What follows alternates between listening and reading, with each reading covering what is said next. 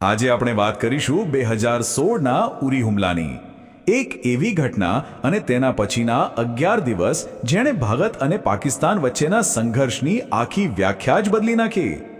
તો ચાલો આખી વાતને શરૂઆતથી સમજીએ.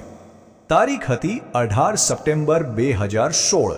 આ એ દિવસ છે જે ભારતીય સેનાના ઇતિહાસમાં એક કાળા દિવસ તરીકે નોંધાઈ ગયો.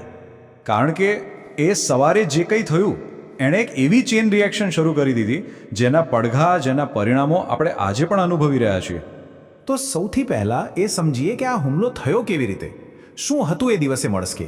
જુઓ, આ હુમલા માટે જે જગ્યા પસંદ કરવામાં આવી હતી એ પોતે જ ખૂબ જ મહત્વની છે. જમ્મુ કાશ્મીરના ઉરી સેક્ટરમાં લાઇન ઓફ કંટ્રોલ, એટલે કે ભારત અને પાકિસ્તાન વચ્ચેની ડી ફેક્ટો બોર્ડરની એકદમ નજીક. અહીં ભારતીય સેનાનું બ્રિગેડ હેડક્વાર્ટર આવેલું હતું, જેને નિશાન બનાવવામાં આવ્યું. આ હુમલાખોરોનો પ્લાન એકદમ સ્પષ્ટ અને ઘાતક હતો. એમણે 3 સ્ટેપમાં આખા ઓપરેશનને અંજામ આપવાનું વિચાર્યું હતું. પહેલું, સવારના પોરમાં સૂઈ રહેલા સૈનિકો પર હુમલો કરવો, જેથી વધુમાં વધુ જાનહાનિ થાય. બીજું, મેડિકલ યુનિટ પર હુમલો કરવો. અને ત્રીજું, ઓફિસર્સ મેસમાં ઘૂસીને પોતાને ઉડાવી દેવા. પણ થયું એવું કે ભારતીય સૈનિકોએ તરત જ વળતો જવાબ આપ્યો. સ્પેશિયલ ફોર્સે હુમલાખોરોને એડમિનિસ્ટ્રેટિવ બ્લોકમાં જ ઘેરી લીધા. પણ આ અથડામણ દરમિયાન હુમલાખોરોએ ફ્યુલ ડેપોમાં ગ્રેનેડ ફેંક્યા અને બસ ભયંકર આગ ફાટી નીકળી. મોટાભાગના સૈનિકો આ આગની ઝપેટમાં આવી જવાથી શહીદ થયા. કલાકોની લડાઈ પછી ચારેય આતંકવાદીઓને મારી નાખવામાં આવ્યા. આ હુમલાના સમાચારે ખરેખર આખા દેશને હચમચાવી નાખ્યો. લોકો સ્તબ્ધ હતા, ગુસ્સામાં હતા અને સૌની નજર હતી એ આંકડા પર કે આપણે કેટલું ગુમાવ્યું. 18. આ આંકડો યાદ રાખજો. આ હુમલામાં આપણા 18 જવાનો શહીદ થયા હતા.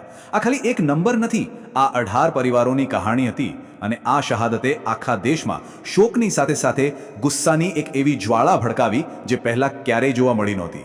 અને આ ગુસ્સો, આ આક્રોશ છેક દિલ્હી સુધી પહોંચ્યો. એ સમયના રાષ્ટ્રપતિ પ્રણવ મુખર્જીએ એકદમ કડક શબ્દોમાં કહ્યું કે આતંકવાદીઓ અને તેમના આકાઓના કોઈ પણ નાપાક ઈરાદાઓને સફળ થવા દેવામાં નહીં આવે. તો વડાપ્રધાન નરેન્દ્ર મોદીએ પણ દેશને ખાતરી આપી. એમણે કહ્યું કે આ હુમલા પાછળ જે કોઈ પણ છે તેમને છોડવામાં નહીં આવે, તેમને સજા મળશે જ. એ સમયના ગૃહમંત્રી રાજનાથ સિંહે પણ પોતાનું દુઃખ વ્યક્ત કર્યું. તો ટૂંકમાં દેશના ટોચના નેતાઓ તરફથી સંદેશ એકદમ સાફ હતો. હવે બહુ થયું, હવે કંઈક કરવું પડશે.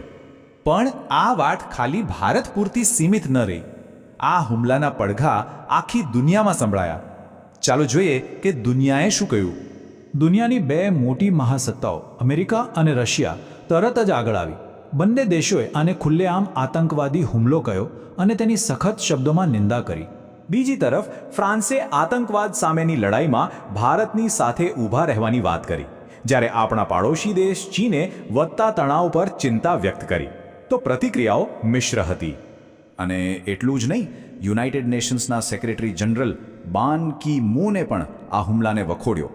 આ બધી આંતરરાષ્ટ્રીય પ્રતિક્રિયાઓનો અર્થ એ હતો કે દુનિયાભરમાં ભારત માટે સહાનુભૂતિ હતી અને પાકિસ્તાન પર દબાણ વધી રહ્યું હતું. તો હવે સવાલ એ હતો કે ભારત શું કરશે. દેશમાં ગુસ્સો હતો, દુનિયાનું સમર્થન હતું અને ભારતે જે જવાબ આપ્યો એ બહુસ્તરીય હતો. એ ખાલી સેનાની કાર્યવાહી નહોતી. ભારતની પ્રતિક્રિયાનું પહેલું પગલું હતું દોષિતોને ઓળખવાનું. ઇન્ટેલિજન્સ એજન્સીઓએ પુરાવા ભેગા કર્યા અને દુનિયા સામે મૂક્યું કે આ હુમલા પાછળ પાકિસ્તાન સ્થિત આતંકી સંગઠન જૈશ-એ-મોહમ્મદનો હાથ છે અને હુમલાખોરોને ટ્રેનિંગ પાકિસ્તાન કબજા હેઠળના કાશ્મીરમાં મળી હતી. અને પછી આવ્યું વડાપ્રધાન મોદીનું એ ઐતિહાસિક નિવેદન, લોહી અને પાણી એકસાથે ન વહી શકે. આ વાક્ય ઘણું બધું કહી જતું હતું. એનો સીધો અર્થ એ હતો કે હવે વાત ખાલી સરહદ પર ગોળીબારની નથી, હવે પાણી અને વેપાર જેવા મુદ્દાઓ પર પણ કડક વલણ અપનાવવામાં આવશે. અને આ કહેવા ખાતર નહોતું, એક્શન તરત જ લેવાયા.